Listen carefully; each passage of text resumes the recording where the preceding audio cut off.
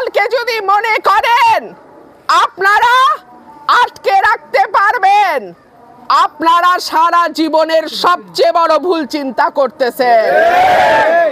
শেখ হাসিনা পারে নাই শত শত গুম, হাজার হাজার হত্যা আর লক্ষ লক্ষ মামলা দিয়েও আমাদেরকে ঘরে আটকায় রাখতে পারে নাই।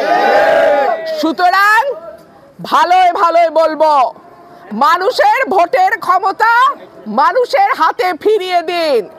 মানুষ যাকে ভোট দিবে সেই সরকার গঠন করবে, মানুষ যাকে ভোট দেবে সেই প্রধানমন্ত্রী হবে, মানুষ যাকে ভোট দেবে সেই এমপি হবে। অনেক টালবাহানা আপনারা করছেন, টালবাহানা আর করবেন না।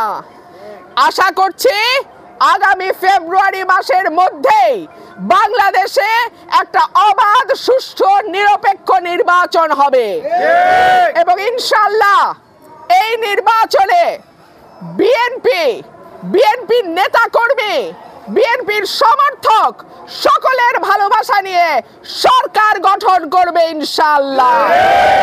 400-র উপরে মানুষ আমার দলের, ছাত্র দলের এই অভ্যুত্থানে প্রাণ দিয়েছে।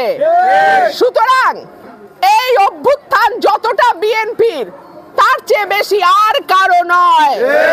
ফ্যাসিস্ট হাসিনার পুলিশ বাহিনী, ফ্যাসিস্ট হাসিনার গুন্ডা বাহিনী কিভাবে আমাদের নেতা কর্মী থেকে শুরু করে ছাত্র জনতা, সাধারণ মানুষকে গুলি করে পাখির মতো হত্যা করেছে। এখনো 1 বছর পুরো হয় নাই শেখ হাসিনা দেশ থেকে পালিয়ে যেতে বাধ্য হয়েছে।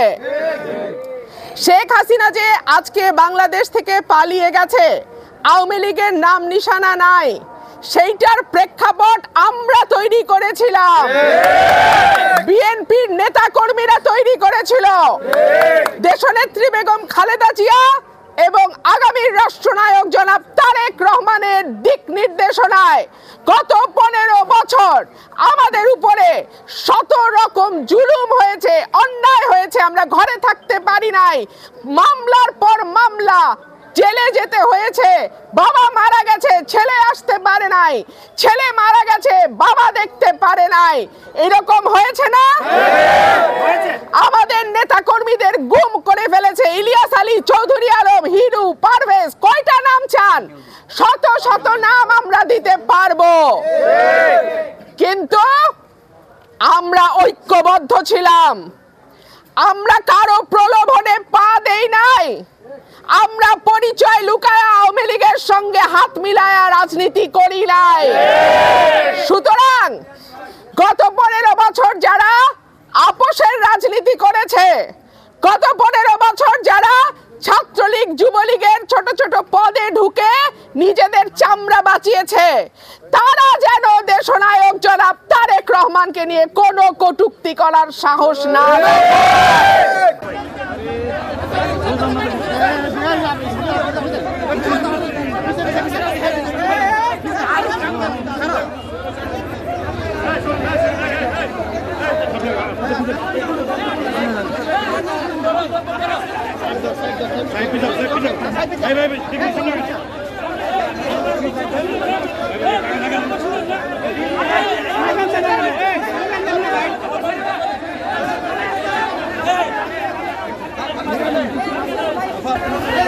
ভাই পিছন দিলে সবটা ভালো হবে।